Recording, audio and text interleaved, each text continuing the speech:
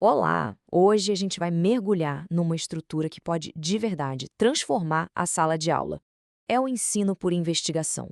Vamos entender como é possível guiar os estudantes para que eles se tornem verdadeiros descobridores do conhecimento. Pois é, a educação em ciências hoje em dia vai muito além de só decorar fatos, né? A grande sacada é despertar aquela curiosidade, a investigação de verdade, sabe? Fazer com que os estudantes se tornem os verdadeiros protagonistas da sua própria jornada de aprendizado.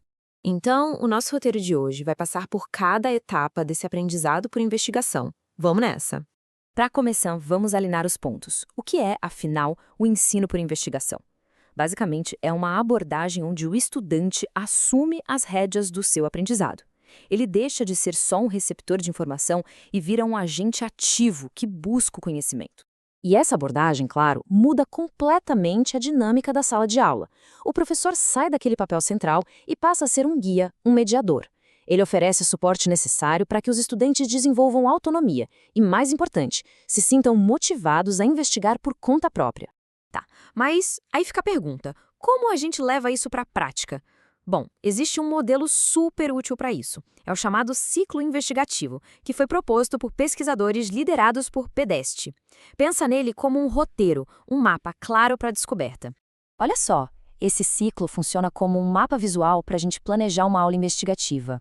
E o legal é que ele não é um caminho rígido, engessado. Pelo contrário, é um guia flexível que mostra os elementos essenciais para uma investigação dar certo.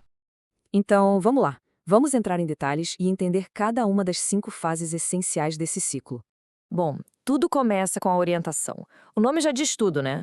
O objetivo aqui é despertar a curiosidade.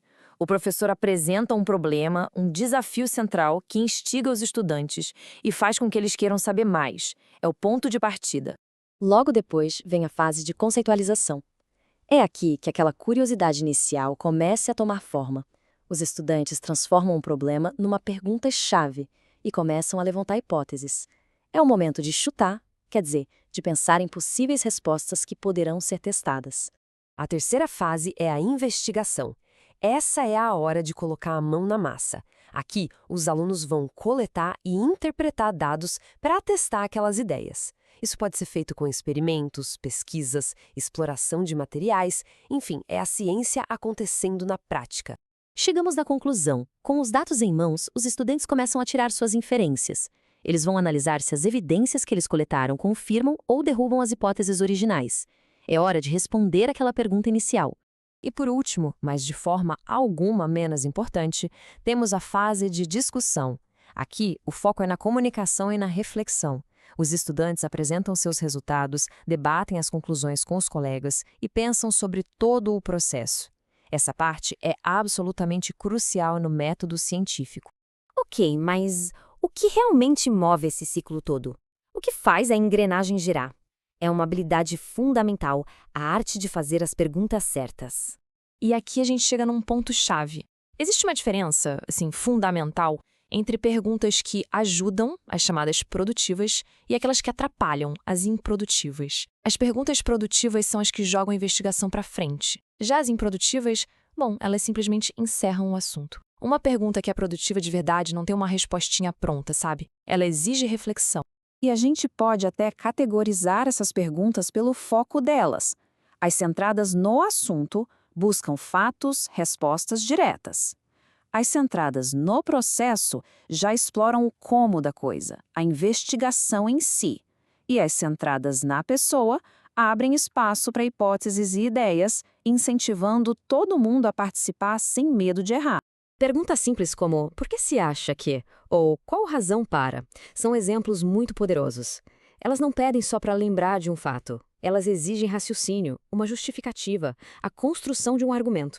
Fica claro que essa abordagem muda completamente o papel do professor, né? Em vez de ser só um transmissor de conteúdo, ele se torna um mediador do aprendizado. E esse ponto é crítico. O papel do professor como um facilitador da discussão é simplesmente inegociável. Se não houver um ambiente seguro para o diálogo, para a reflexão, o processo investigativo todo se perde e a aula corre o risco de virar só mais uma aula expositiva comum.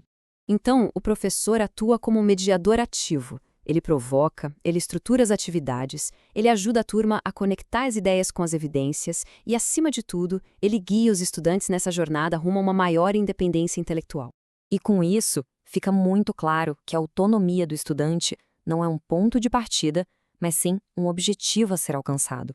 Ela é construída aos poucos, ao longo do tempo, com a prática constante de uma cultura de investigação dentro da sala de aula.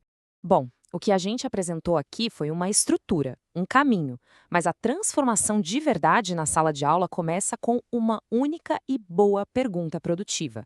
A questão que fica, então, não é só o que ensinar, mas principalmente como perguntar para inspirar a descoberta.